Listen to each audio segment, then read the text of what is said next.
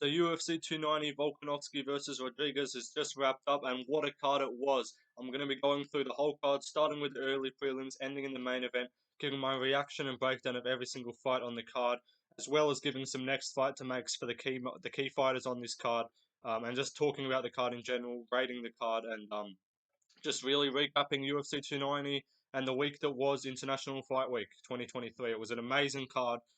Starting off with the early prelim opener of Kamuela Kirk versus Esteban Ribovics. A really good fight to start off the card. A really fun fight, went the distance. Esteban Ribovics won by decision. I picked him to win, so I was happy with his performance here. Went through some adversity in the first round. Kamuela Kirk got a takedown in the first round, held him down for pretty much all of the round, secured that round 10-9. Wasn't looking too good for Ribovics. He was looking like he had a weakness that was going to be exploited in the grappling. But then in the second and third rounds, he turned it on, started putting the combinations together, mixing up all the skills, mixing up the strikes, mixing up the takedowns as well, landing some big shots on Kamuela Kirk. Nearly had him out of there in the second. Um, Nearly had him out of there in the third as well, and just cruised dominantly to a decision win. Was just hurting him on the feet and just didn't get tired at all, which was really impressive to see from Esteban Ribovics here. Um, Strike numbers wise, landed 135 total strikes, 115 significant. Got 2 out of 2 takedowns. Kamuela Kirk got only 3 out of 13. So after that first round, when he got the initial takedown, Esteban Ribovics just stuffed all the rest of the takedowns from Kamuela Kirk and really just put the pressure on him. Just shoved him off anytime he did shoot a takedown and just tired him out and just landed big shots on him and won that fight clear 29-28 on all scorecards. So really impressive from him. Um, Moving on though to the second fight on the card, Jesus Aguilar versus Shannon Ross. I picked Jesus Aguilar to win. I picked him to win by a submission, by a guillotine, and he ended up getting it done by KO.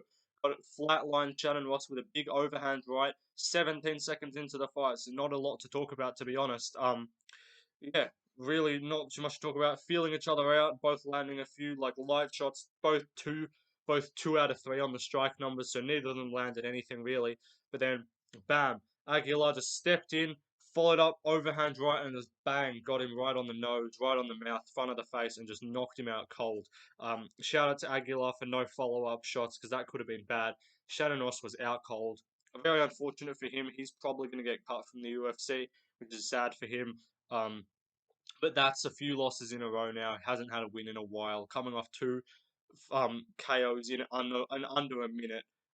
Coming off the loss to Clayton Rodriguez and now this big KO loss. Really not good for him at all. Um, so yeah, unfortunate for Shannon Ross, but really impressive from Jesus Aguilar bouncing back from the Tatsuro Taira loss. And looked really good in here, getting a quick finish. Turned him around on the September 16th card at Mexican Independence Day card. I'm pretty sure he's Mexican. And he took no damage in this fight. Obviously, only 17 seconds of action here. Absorbed 2 shots, so he can fight on that card. Um, and then as for the previous fight, Esteban Ribovics, I'd like to see him versus maybe like I like an Ismail Bonfim matchup. I think that could be fun. Kamuela Kirk coming up from featherweight, not the best opponent, but he looked really good in this fight. And he previously had a relatively close fight with Loic Rajtabov, who just got KO'd by Mateusz Rebecki. So he's in that kind of 30 to 40, or 25 to 45 range of the lightweight division. And I see good things for him moving forward. He's got a really good style, and good cardio as well. So I like Esteban Ribovics a lot as a fighter. But moving up the card to the next fight, Saaiman versus Terrance Mitchell. I picked Saaiman to win, and he did so. I picked him to win by a decision. I didn't rate his finishing potential that much, but he proved me wrong. Um, got a TKO 3 minutes into the fight. Flattened out Terrance Mitchell and just ground and pounded him in until the refs had to call the fight. Really impressive from him. Early on, showed some really good grappling. He ended up on bottom briefly, but showed a really good grappling IQ as well. He went for an armbar, which he turned into a sweep to end up on top, and then from there, just worked his grappling. Got to a dominant position, and not submitted, flattened out Terrance Mitchell and just landed big ground and pound shots until he couldn't move, and the ref had to step in. So really impressive from Saaiman. I say rebook the Christian Rodriguez fight that was going to be on this card if Christian Rodriguez isn't too badly injured. I don't mind this fight being on maybe later in the year you could put it on the Australia card because Dricus du Plessis is going to be fighting there, and these two have been on every single card together since Cameron Saaiman made his debut, and I think and they've both won every single time they've fought with each other. So you could put him up against his bantamweight. I'm not sure if there's any Australian bantamweights or New Zealand bantamweights, but get him on that card maybe with Dricus, or you could do him versus Christian Rodriguez on the Mexico card maybe. But really impressive from Cameron Saaiman. Moving on though to the next fight on the card and the headliner of the early prelims, Vitor Petrino versus Marcin Prachnio. Vitor Petrino got a third round arm triangle win. It was quite impressive from him. Not the most entertaining fight, I will have to say. Vitor Petrino, like, he was using the takedowns well, effectively. Didn't land a lot of strikes, 44 significant strikes. Prachnio actually outlanded him 55 significant strikes, but 4 out of 6 on the takedown attempts for Vitor Petrino, and he did more damage with the takedowns and just held Prachnio down. Could not get up when he was taken down. Then eventually in the third round, got him down past the half guard, kind of passed to a sort of side control or three-quarter half guard, and then ended up getting the arm triangle win and just pressured into his neck. And Marcin Prachnio was forced to tap, so really impressive from him. Um, in the light heavyweight division, he did show some holes in his game, and his stand-up didn't look the best. So I say you got to work on that stand-up and fight maybe like an Ihor Peteria or a Nikolai Negamarianu maybe, or a Tanner Bosa, one of those lower-ranked light heavyweights. But he's definitely got future in the division, and he's definitely a promising fighter. Big guy, really strong, physical presence in the light heavyweight division, and I can see him having a really big future in the division if he can work that stand up and just become a little bit cleaner there. But really impressive from him. Moving on to the prelim opener, Jimmy Crute versus Alonzo Menifeild. And also I picked Vitor Petrino to win. But moving on, Jimmy Crute versus Alonzo Menifeild. Alonzo Menifeild got a second round submission with a kind of inverted guillotine, a neck crank sort of thing. As far as the fight was going, it wasn't the most exciting fight. The first fight, barn burner war back and forth. This one wasn't nearly as exciting. Landing a few shots each. Alonzo Menifeild landed a big right hand in the first round. Ended up in the clinch. Crute did some good work with the knees in the clinch, but apart from that, not too much happened. Second round, Crute got a takedown. Menifeild got back up, shot in for another takedown, got his neck kind of just grabbed, and then pretty much rolled into a neck attack, rolled into an inverted guillotine of sorts, and got himself submitted in the second round, 1 minute 55 seconds in. So not the best performance from him. He took his gloves off afterwards, didn't end up retiring, but unfortunate loss for Jimmy Crute though. And I picked him to win, so I was a bit annoyed. But moving on, Yazmin Jauregui versus Denise Gomes. Again, not much to talk about with this fight. 20 seconds was all it took. Denise Gomes landed a massive right hand, overhand right to start off the fight, like 5 seconds in. Rocked Yazmin Jauregui. And then just swarmed her with punches. In only 20 seconds, landed 21 shots. That's like a punch per second, which is pretty crazy. But yeah, just swarmed her, landed a big shot, put her down again with a left hook afterwards. And then just swarmed her, kind of posted on her shoulder, and was just throwing hooks. And the ref was forced to step in 20 seconds in. I picked Yazmin Jauregui to win. She was the prospect going into this matchup. I thought she would just be better and win the decision, but Denise Gomes has that power. At strawweight, that's pretty crazy too. That's her second straight finish. Really impressive from Denise Gomes. So really good for her. I say get her on the Brazil team at the end of the year. But a really impressive win from her. Moving on though to the next fight on the card, Tatsuro Taira versus Edgar Chairez. Tatsuro Taira looked really impressive in this fight. For the most part, had a bit of adversity. Had a bit of adversity in the first and the third round. First round was pretty close. Second round he dominated in the grappling, got him down, got a 10-8 on all three judges' scorecards. And then in the third round, got the takedown again, held Chairez down, was landing some good elbows in this fight, good elbows in the second and third round. But then Edgar Chairez had a really close guillotine attempt right at the end of the third round, which almost won him the fight or almost stopped it. But Tatsuro Taira toughed it out. made it to the end of the round and then won the decision 29-27. So 28, so 2 rounds to one for him, and the second round was a 10-8. And I picked him to win, so very impressive in him. But moving on to the next fight on the card, and the prelim headliner, Robbie Lawler versus Niko Price. What a retirement for Robbie Lawler. Really good to see from him. 38 seconds was all he needed. They were kind of feeling each other out. Nothing too big got landed. They clinched up. Niko Price was trying to throw some knees. He had his hands down. And then Robbie Lawler capitalized, landed some big shots, landed an uppercut and then a left hook, and he slumped Niko Price out cold. Um, Really impressive to see from Robbie Lawler, and an amazing way to retire on top. To go out in a non-devastating way, and didn't get TKO, didn't get damaged in this fight. And a really impressive win, which was great to watch from him. I didn't pick him to win, but I was really happy for him that he did. This was one of the picks on the card that I was like, I'm not going to be mad. I'm not going to be too mad if Robbie Lawler wins this fight and I get my pick wrong. That's not something I'll be upset about, and he did so. And they showed him a nice highlight of his career afterwards, which was really good to see. But yeah, impressive from Robbie Lawler. The crowd was cheering for him, and just a great retirement. Really emotional. Not really a heavily spoken guy, but he was clearly really emotionally affected by this, and it really made him happy, and it was really good to see. Um, but even back to the fight as well. Really good shots that he landed. Niko Price didn't show the best chin. Obviously, they weren't the massive shots, but respect to Lawler, must still have that ruthless power that he had in his prime. So really good stuff from him. So yeah, moving on to the main card, up to the main card. Bo Nickal versus Valentine Woodburn.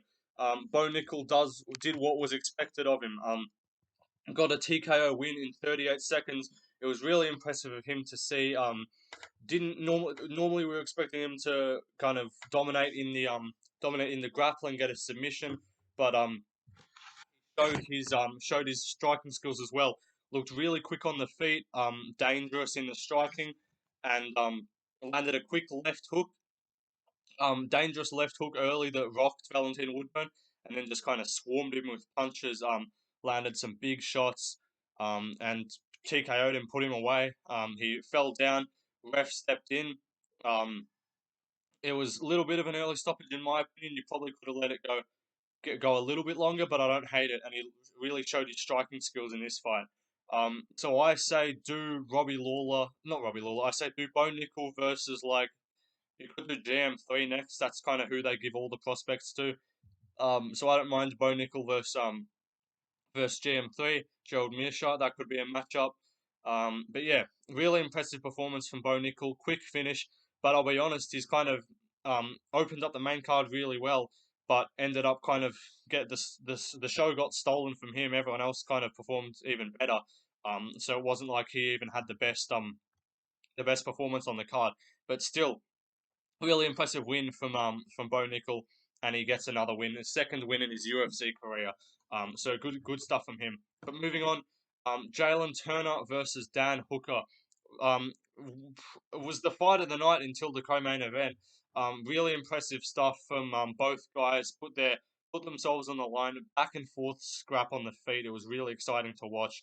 Um, I picked Jalin Turner going in. I thought he would just be too technically good and too dangerous on the feet. He proved me. Dan Hooker proved me wrong. Dan Hooker lost the first round, but then came back in the second, landed some big shots on Jalin Turner, rocked him badly, um, and then dropped him. Almost had him out of there. Almost got a submission at the end of the second, and then won the second round. Got ground control time, and just dominated the rest of the fight. But really good stuff from Dan Hooker. Um, Looks really good in this fight. I heard a lot of people kind of counting him out, saying there's no way he's not there.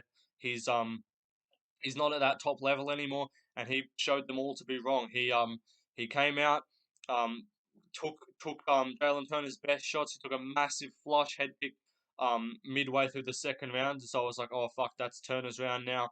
Now he's got to kind of get a finish.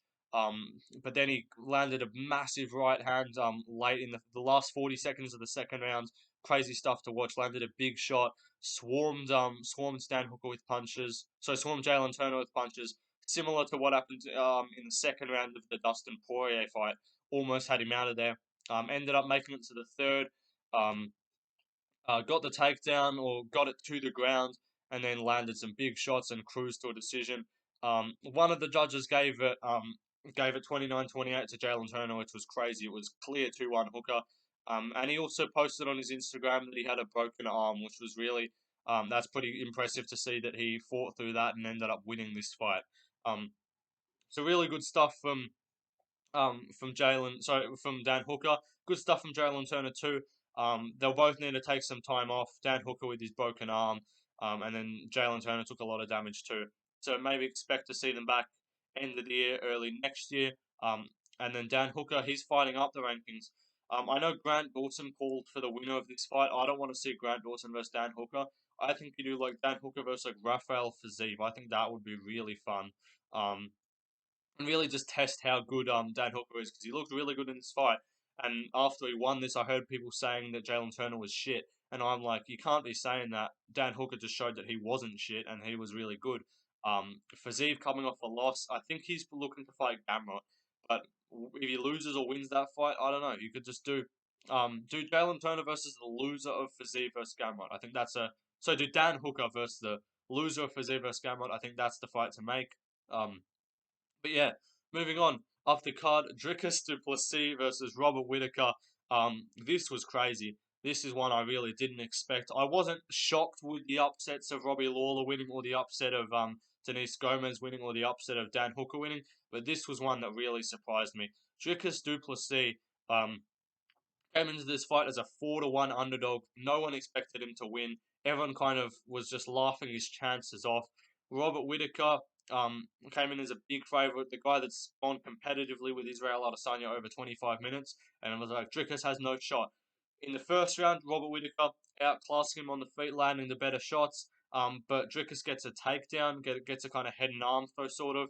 Um, and then lands some big shots of ground and pound and puts some damage on Whitaker and cuts him open.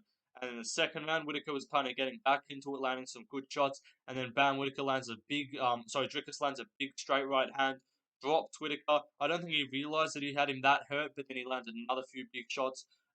Whitaker was running backwards, Dricus landing big shots, swarmed him and was absolutely hammering him against the cage with body shots, head shots, and put him down and got a second round TKO win. And then I want to talk about this. Faced off with Israel Adesanya afterwards. They're clearly going to be fighting in Australia next. That's pretty much done deal. Contracts just need to be signed, but you already know that's the next fight to make. Whitaker takes some time off, fight Strickland, I'd say, because Strickland's not going to get a title shot now. So Whitaker can fight Strickland or Cannonier in a rematch, one of those two fights. But anyway, Whitaker and Dricus and Adesanya faced off. Adesanya had some words for him. He was clearly a bit drunk, a bit tipsy.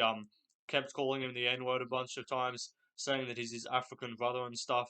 And Dricus is like, I may be from Africa, but when no, you're not my brother, or something like that with his little accent. I may be from Africa, but you're not my brother. So I can't do a Dricus du Plessis accent, but that's what he was saying. Adesanya had some harsh words for him, saying like, if I do a 23andMe test, it'll tell me where I'm from. I'm from Nigeria. And if you do it, it'll tell me where you're from, and it's not from Africa. That's kind of what Adesanya was saying. So some big words. I wasn't a big fan of what Izzy was doing in there. Kind of stole Dricus's big moment, his number one contender fight. Clearly, like a massive moment for Dricus, and Izzy kind of came in there and was trying to make it about him and stuff. It's like, I get it, you're the champion, that he's your challenger next, but you really don't need to do that. But anyway, good stuff from Dricus. Moving on to the co-main event. Um, Alexandre Pantoja versus Brandon Moreno. What a fight this one was. Fight of the year so far, in my opinion. Absolutely crazy stuff. Alexandre Pantoja won a split decision. It should have been unanimous, in my opinion. I thought it was pretty clear. Pretty clear for Pantoja. I thought he won the first round, the fifth round, and then I thought you could give him the third and the fourth rounds too. I think the second round was the only clear one for Brandon Moreno. But regardless, he got his hand raised in the end. This fight was just so back and forth. In the first round, Pantoja dropped Moreno, got some back control, some ground control time. Looked really good. But then at the end of the first, the commentators and everyone was kind of noticing that Pantoja was looking a bit gassed, looking tired. Um, Moreno comes back in the second, puts a semi-beating on him, lands some massive shots. Looks like he might have been like getting him out of there. Was looking really good in the second round. We're like, Pantoja's done. There's no way he's coming back from this. Third round comes back really close. Really close. Had some ground control time. Um, Overall, the strike numbers, Moreno did outland him. Pantoja got 6 takedowns. Moreno got 2. But yeah, third and fourth rounds were relatively close. But everyone on verdict as well. If you guys know verdict, it was 4-1 scored on verdict pretty clearly for most people. Um, Third and fourth rounds close. Pretty back and forth on the feet, back and forth in the grappling. Bit of control time for Pantoja, and then he put a stamp on it in the fifth round, where he got the back pretty much from the get go, and held onto the back standing for the whole time. Dominated that fifth round, which one of the judges somehow gave to Brandon Moreno, which I think is absolutely crazy. Um, but regardless, this was an amazing, sick fight. If you for some reason didn't watch it, you have to go back and watch it. Um, Brandon Moreno loses his belt. I said coming into it, I picked Pantoja to win by submission, and he was close at a few points. But like coming into it, I'm like Moreno's fought the same guy 4 times. His 4 out of his last 5 opponents were the same thing. He's going to be on that skill set only, and I think Pantoja's just got that weird style to beat him, where he can hold on to the back. He can just grit down on the feet and land big shots as well. And I just kind of thought that Pantoja would just kind of out tough him and just kind of rush him and cause a scramble and take his back and choke him out. Moreno showed a good ability to survive the back positions when he had his back taken. Um, but overall, Pantoja just showed to be a better fighter. Everyone said Moreno is way better on the feet. He smokes him on the feet. Pantoja's only hope is to get it to the ground, and I'm like, I'm not so sure. I said Moreno would have the striking advantage, but I didn't think it would be an absolute blowout on the feet by any means. Um, so yeah, really impressive though from Pantoja. He showed to keep up with Moreno on the feet as well. Landed some big shots. And then one sec. Landed some Um, big shots. Dropped and rocked Brandon Moreno many times in the fight.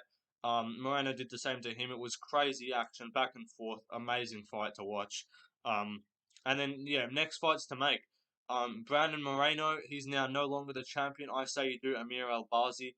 And if Amir wins that, you can give him a title shot. And in the meantime, you can probably do a Brandon Royval versus Alexandre Pantoja title fight. I think you can. Royval's fought him already and he got submitted, but he's had some good wins since, and I think he can have a case for a title shot and deserve a title shot there.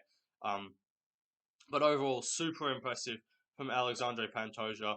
Had a really cool moment on the mic afterwards. He's not the most fluent English speaker, but he had some emotional words, and you could really see how happy he was to win that belt. So really good stuff for him. Um, but an amazing fight. Moving on though to the main event of the evening. Um, Alexander Volkanovski versus Yair Rodriguez. I picked Alexander Volkanovski to win by either fifth round TKO or decision. He said, "Hold my beer, I'll do it in 2 less." He got a third round TKO. Um, just dominated the fight for 90% of it. The first 2 rounds were just dominant in the grappling. He held him down, landed massive shots of ground and pound. Um, yeah, big shots, got the takedowns. Was just kind of making the reads on the feet. Um, Making the reads on the feet, landing some decent shots. Yair wasn't throwing too much, kind of throwing some naked head kicks without much setup. Volk was defending them effectively. And then he got the takedowns, and Yair just couldn't get up. He took him down, held him down, and landed big ground and pound. Um, but was wary and as defensive as well. Was wary of the submission attempts from Yair Rodriguez, but he passed over to half guard. He got takedowns from the back. He got like throws. He got double legs, single legs, inside trips. He was showing a much improved grappling base, and that's one of the reasons why I picked him to win. I said the amount of wrestling training that he's done in the Islam camp is going to translate over to this. Um, and offensively wrestling, he's just going to give Yair problems. And Yair has always shown trouble defending takedowns and also getting back up. He's got a really nasty guard and an active guard, and he was landing some good elbows in this fight.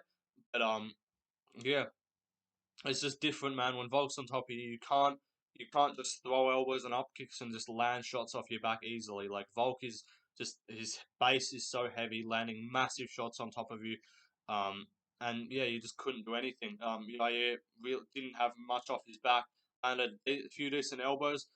Volk was busting him up in the second round, cut him open badly. I scored the first two on verdict. I scored them both for Volk. I thought there was an argument that the second round was a 10-8 for Volk as well. But the third round, though, this was where most of the key kind of striking moments happened. Um, Volk came out, didn't shoot a takedown straight away. They were on the feet. Yair was landing some good shots, good head kicks. Volk defending them pretty well, but was losing the third round arguably. But then bam, landed a massive right hand in an exchange, rocked Yair, got him up against the cage, landed some big shots, and then transitioned straight into a double leg and just slammed Yair down, and then ground and pounded him to a finish. It was so impressive to see. So impressive to see from Alexander Volkanovski, and he just dominated this fight for the most part. He's just getting better at 34. It's absolutely crazy to see. Um, I don't know who's next. I guess it's if it's at featherweight, then Topuria is next. If it's at lightweight, then it's Makhachev's next. But post fight, Volk said he needed to go have surgery on his arm. He said he'd been having some trouble with that in camp and stuff. Really didn't show in the fight. He looked great, but you do want to get that fixed up, so he could be out for a little bit. But I'm sure he'll be back before the end of the year. He didn't take too much damage in this fight. Don't know how bad his arm is, but I can't imagine it was that bad because he was picking up Yair and slamming him. He was landing big shots with both arms, so I don't think it matters which one was which. Or which arm was injured because he was using both of his arms effectively. But anyway, if he's going to take some time off, we probably won't be seeing him in Australia. Could see him in October, but if not, November, December could be when we see Volk next. Tough for Yair, lost his title fight opportunity. I think you do him versus either Arnold Allen, or if Ilya versus Volk's not going to happen straight away, you could do Ilya Topuria, or you could do a Max Holloway rematch when he beats Korean Zombie. Notice how I said when. That fight's a done deal. Holloway's winning. But anyway, Yair, yeah, go back to it. He didn't look terrible in this fight. I think it's just the Volk looked so good. Um, what annoyed me was that I was hearing a bunch of people talking about like the guy is not that good. Like same with all these fights, like Hooker and Jalen Turner as well. Everyone's like, oh, he couldn't even beat a washed down Hooker, and everyone was like dissing Rob and shit when he lost. It's like stop taking away credit from the guys that won. Stop saying that the guys that lost are shit. And then in that process, you're taking away from the guys that won. Just give them their respect. Give Volk his respect. Give Drickus his respect, give Rob his respect, give everyone their respect because they're all amazing fighters. But just on the day, sometimes one turns up better than the other, and that's just what happened. Volk's a better fighter than Yair Rodriguez. That's what we learned. That's what I thought going in, and that's what showed to happen. Um, but yeah, after the fight, Volk had some words. He said, "Whoever's next, I'm squashing him anyway." Ilya Topuria, he's talking a lot of shit. He can get squashed too. Something along those lines is what he was saying. And him and Ilya did actually have a bit of a chat afterwards once he left the cage and a bit of a face-off too. So that fight could be next. I wouldn't mind that.